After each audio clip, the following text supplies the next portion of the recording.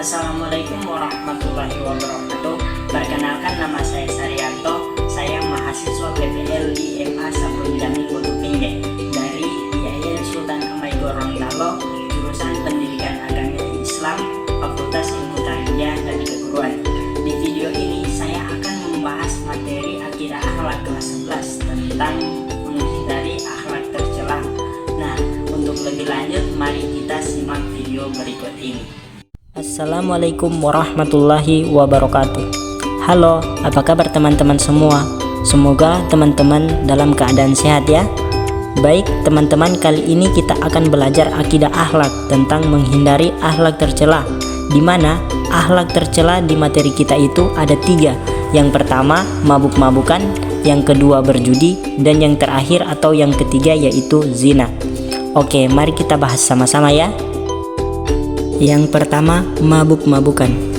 Perilaku mabuk-mabukan dapat dimengerti sebagai kegiatan mengkonsumsi minuman keras sehingga melalaikan tanggung jawab kemanusiaan sebagai wakil Allah di bumi. Dalam pandangan Islam, tindakan di atas diistilahkan dengan khomar, yang secara kebahasaan berarti menghalangi dan menutupi.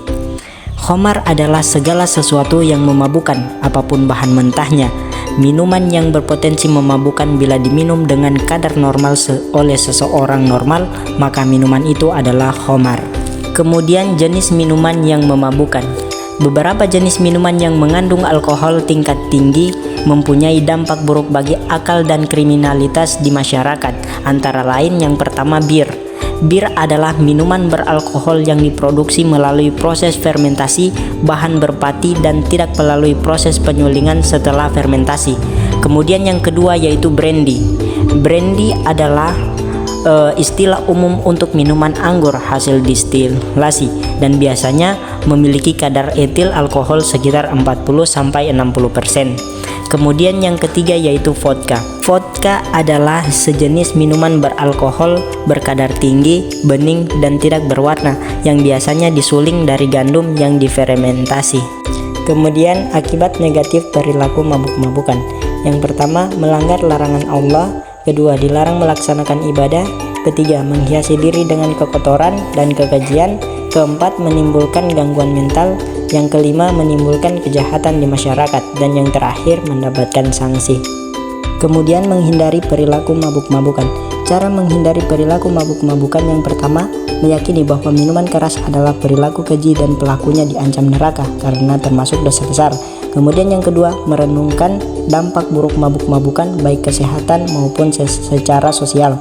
Kemudian yang ketiga, menghindari bergaul dengan orang pemabuk. Yang keempat, memperhatikan dan merenungkan betapa buruknya orang yang sedang mabuk. Kemudian yang kelima, gunakan waktu luang untuk hal-hal yang bermanfaat, baik bagi badan dengan olahraga ataupun bagi pengembangan jiwa dengan memperluas wawasan. Kemudian yang terakhir, bergaullah dengan orang baik dan aktif berorganisasi. Kemudian materi yang kedua yaitu berjudi. Judi dalam bahasa syar'i disebut maisir, yakni transaksi yang dilakukan oleh dua belah untuk pemilikan suatu barang atau jasa yang menguntungkan satu pihak dan merugikan pihak lain, dengan cara mengaitkan transaksi tersebut dengan suatu aksi atau peristiwa. Dalam Quran surah Al-Maidah ayat 90 yang artinya, hai orang-orang yang beriman, sesungguhnya meminum khamar, berjudi, berkorban untuk berhala, mengundi nasib dengan panah adalah termasuk perbuatan syaitan. Maka jauhilah perbuatan-perbuatan itu agar kamu mendapat keberuntungan. Kemudian unsur-unsur judi. Unsur-unsur judi ada 3. Yang pertama, permainan. Perbuatan yang dilakukan biasanya berbentuk permainan atau perlombaan. Jadi dilakukan semata-mata untuk bersenang-senang atau kesibukan untuk mengisi waktu senggang guna menghibur hati. Kemudian yang kedua yaitu untung-untungan. Artinya untuk memenangkan permainan atau perlombaan ini lebih banyak digantungkan kepada unsur spekulasi, kebetulan atau untung-untungan. Kemudian yang ketiga ada taruhan. Dalam permainan atau perlombaan ini ada taruhan yang dipasang oleh para pihak pemain atau bandar, baik dalam bentuk uang ataupun harta benda lainnya. Bahkan kadang istri pun bisa dijadikan taruhan. Akibat adanya taruhan, maka tentu saja ada pihak yang diuntungkan dan ada yang dirugikan. Kemudian menghindari perilaku judi. Yang pertama, senantiasa beramal ma'ruf nahi mungkar di setiap saat. Yang kedua, pemerintah hendaknya memberikan sosialisasi dengan jelas tentang larangan judi dan menindas secara tegas para pelaku perjudian. Kemudian yang ketiga, setiap orang berusaha menghindari pergaulan dengan penjudi. Kemudian yang keempat, lebih banyak bergaul dengan orang yang jelas-jelas baik. Kemudian yang kelima, setiap pelaku perjudian harus sadar atas perbuatannya dengan segala bertobat dan memperbaiki diri dengan amal soleh. Kemudian yang keenam, berusaha mencari rezeki yang halal dan qanaah akan pemberian Allah. Kemudian yang ketujuh, senantiasa beristighfar dan memohon ampunan serta perlindungan dari Allah agar tidak terjerumus ke dalam perjudian. Kemudian yang terakhir, senantiasa berjuang untuk menunaikan kewajiban secara istiqomah baik terhadap keluarga, lingkungan, dan kepada pencipta. Kemudian materi yang terakhir atau yang ketiga, yaitu berzina. Zina adalah persetubuhan yang dilakukan oleh seorang lelaki dengan seorang perempuan tanpa nikah yang sah, mengingat hukum syara atau bukan pasangan suami istri. Zina dinyatakan sebagai perbuatan yang melanggar hukum yang harus diberi hukuman sangat keras karena mengingat akibat yang ditimbulkan sangat buruk. Allah Subhanahu wa taala berfirman, "A'udzubillahi minasyaitonirrajim. Bismillahirrahmanirrahim. Wala taqrabuz zina innahu kana fahisyatan wa sa'a sabila." Yang artinya, dan janganlah kamu mendekati zina, sesungguhnya zina itu adalah suatu perbuatan yang keji dan suatu jalan yang buruk. Quran Surah Al-Isra ayat 32. Kemudian macam-macam zina. Macam-macam zina itu terbagi menjadi dua, yaitu zina muhsan dan zina ghairu muhsan. Yang pertama, zina muhsan. Zina muhsan adalah zina yang dilakukan oleh seorang laki-laki atau perempuan yang pernah melakukan persetubuhan dalam ikatan pernikahan yang sah atau masih dalam ikatan pernikahan dengan orang lain. Hukuman bagi pelaku zina muhsan di dalam hukum Islam adalah rajam. Rajam adalah sanksi hukum berupa pembunuhan terhadap pelaku zina dengan cara menenggelamkan sebagian tubuh yang bersangkutan ke dalam tanah. Lalu setiap orang yang lewat diminta melemparinya dengan batu-batu sedang sampai yang bersangkutan meninggal dunia. Kemudian yang kedua, zina ghairu muhsan. Zina ghairu muhsan adalah zina yang dilakukan oleh seorang laki-laki atau perempuan yang belum pernah melakukan ikatan pernikahan.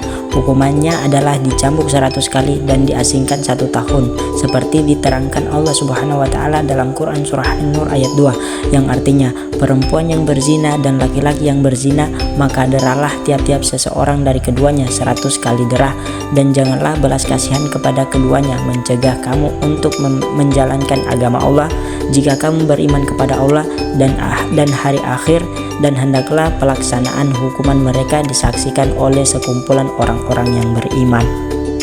Kemudian akibat negatif perilaku zina. Yang pertama, merusak ikatan keluarga dan masyarakat. Kedua, merusak identitas keturunan. Ketiga, menimbulkan penyakit. Dan yang terakhir, mendapat sanksi. Kemudian, menghindari perilaku zina. Perilaku zina terjadi biasanya disebabkan karena pergaulan yang bebas, yaitu pergaulan yang tidak mengikuti aturan dan batas-batas yang dibolehkan oleh agama. Karena itu, upaya untuk menghindari perilaku zina antara lain: yang pertama, baik laki-laki atau wanita diwajibkan menutup auratnya. Wanita menutupkan kain kerudung ke dadanya dan tidak boleh menampakkan daripadanya perhiasan kecuali kepada muhrimnya yang biasa nampak daripadanya. Kemudian yang kedua, tidak berduaan antara lawan jenis yang bukan muhrim karena pasti pihak ketiganya adalah syaitan. Kemudian yang ketiga, tidak bersentuhan anggota badan baik secara langsung menyentuh kulit maupun tidak langsung menyentuh baju. Juga termasuk tidak diperbolehkannya bersalaman antara lawan jenis yang bukan muhrimnya. Kemudian yang keempat, tidak mendatangi tempat-tempat maksiat yang disinyalir akan merangsang syahwat atau birahi yang pada gilirannya akan berkeinginan untuk melakukan perilaku zina. Kemudian yang kelima, menahan pandangan dari memandang aurat, film porno, gambar pornografi atau apa saja yang memicu syahwat. Kemudian yang keenam, mengendalikan syahwat atau menyalurkan kepada hal-hal yang positif, misalnya berolahraga, menyibukkan diri dan lain-lain. Kemudian yang ketujuh, tidak melakukan pacaran karena akan mendekatkan kepada perzinaan. Kemudian yang terakhir atau yang kedelapan, menggunakan sarana informasi sebagai tempat untuk mengembangkan wawasan keilmuan. Misalnya pada pengguna internet hendaknya menghadiri menghindari untuk mengunjungi situs yang menyediakan konteks seks bebas, prostitusi, dan sebagainya. Oke, terima kasih kepada teman-teman yang sudah menonton. Mungkin hanya itu video pembelajaran dari saya. Mudah-mudahan video pembelajaran dari saya bisa bermanfaat bagi teman-teman semua. Demikian dari saya. Assalamualaikum warahmatullahi wabarakatuh.